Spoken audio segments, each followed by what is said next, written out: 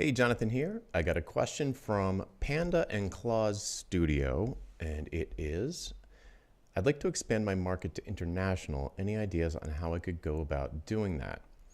And then we had a bit of a thread going back and forth in the comments, but I want to record a video answer. So whenever you want to expand into, say, outside of your borders in the non-local area, which I think is a really good idea because you just have so much more possibility of finding people who you can help if you don't limit yourself to just your local space. I think the most important thing to do first is decide who you want to reach. Who is your ideal buyer? Who do you want to help the most? If you can pick, you don't have to just only work with this kind of client forever and ever, amen. But if you pick an ideal buyer, then it makes it a lot easier to take the next step, which is this. Reach out to your circle, your social contacts, your family, your friends, your colleagues, past clients. It doesn't matter. Anybody who trusts you, knows you're a good person, believes that you're good at what you do, they don't even have to know it. They just have to know that you're trustworthy. And ask them for basically an introduction to anybody who might be an ideal buyer. So you'd say something like, hey, brother Bob, I'd like to, do you know anybody who is the CEO of a blockchain startup?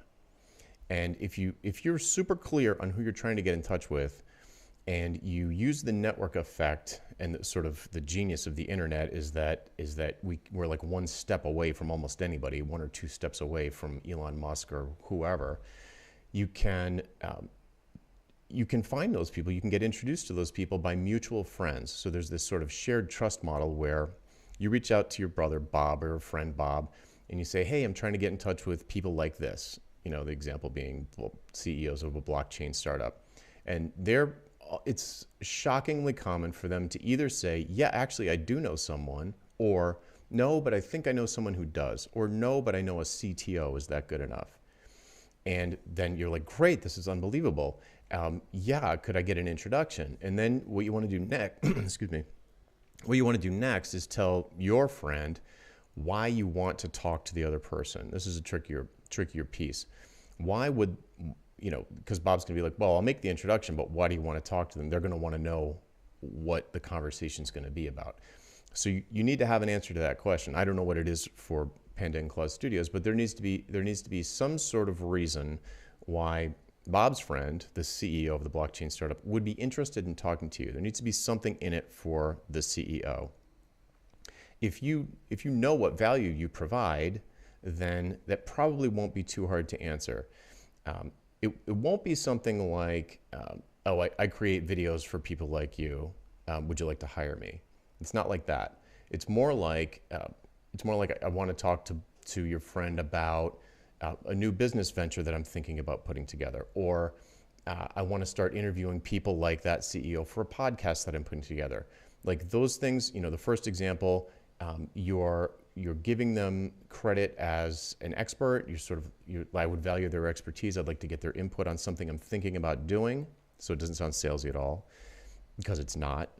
And the podcast idea, I love the podcast idea. I think it's almost worthwhile starting a podcast just so you can make it easy to have phone calls like this with people who are then probably looking to promote their own things. Maybe it's their business, maybe it's a charity, maybe it's something that they do that they'd like to raise awareness of. And you can say, hey, Bob, do you know any blockchain CEOs of blockchain companies?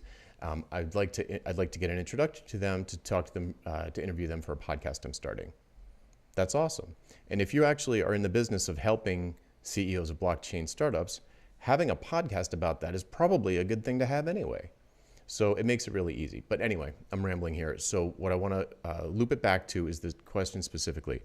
If you want to get outside of your local market, get real clear on who it is that you want to help, who's your ideal buyer, and then reach out to your circle of friends, family. They don't have to be in the industry, just people who trust you, and ask for introductions to folks that you're looking to speak to.